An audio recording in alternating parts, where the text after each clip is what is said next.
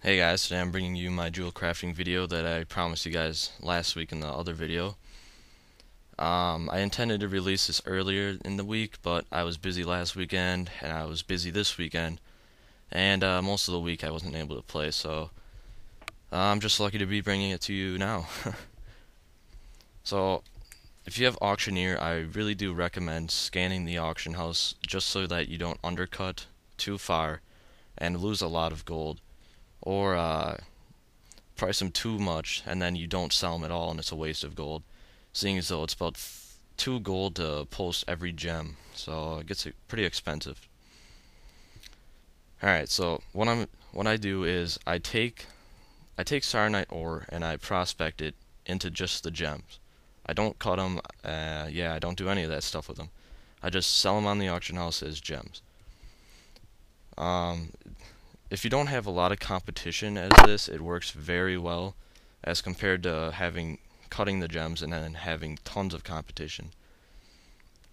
Right here I posted all my auctions, so just showing you how many I have. It's about 180, I believe. Can't really see the number. So next I'm gonna hop back onto my mage. This is about 10 minutes later after recording that part. And as you can see, well, not most of them, some of my gems have sold, which is pretty good for only 10 minutes of being on the auction house.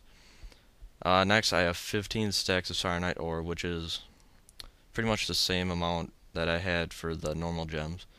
And these ones I'm going to cut into gems, so it might take a little bit to watch me prospect them all. I don't really remember why I recorded this part, so I don't really have too much to say about this part, but I guess I could say that I'm going to put the best sellers in the description, so make sure to check out the description. And I really do not recommend doing this if you have lots of competition. I'd make sure to check before you decide which method you want to do. Alright, so now we're going back to the auction house. I have checking how many of my other gems have sold. Now I'm going to check the prices on the cut gems. And if you can see how many there are, there's a lot of competition for these gems, even if you have the epics. So yeah, it could be a little rough. Alright, so now I'm looting my mailbox from the uncut gems, and I had to refresh my mailbox about 3 times before I could loot all of them, so I don't have too many that didn't sell, so it's pretty good. I got 377 gold from the gems. I probably could have made around 450 if some of them didn't expire, but you know, you don't always get that lucky.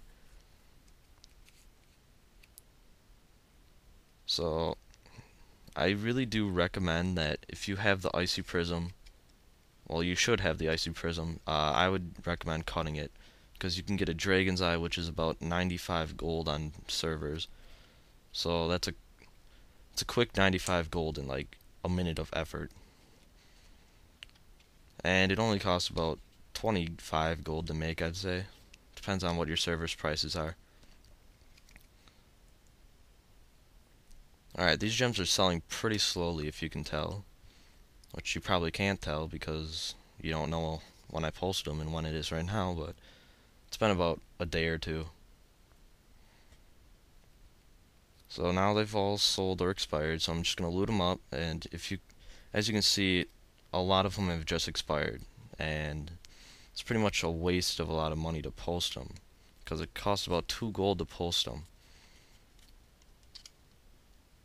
So you're pretty much going to be spending more to post them than you are going to get from the profit. So like I said, I can't emphasize on this enough that I really do not like this method.